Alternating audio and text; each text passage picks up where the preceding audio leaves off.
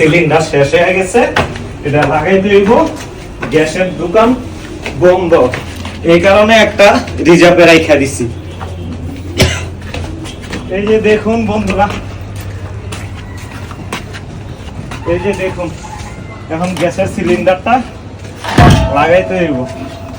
কি যে কষ্ট, গ্যাসের সিলিন্ডারও লাগাইতে হয়। পেড়া মানুষের কোনো শান্তি নাই, সব দিক দিয়ে জ্বালা যন্ত্রণা। একটা শেষ হইল, এই যে আরেকটা লাগাইতেছে।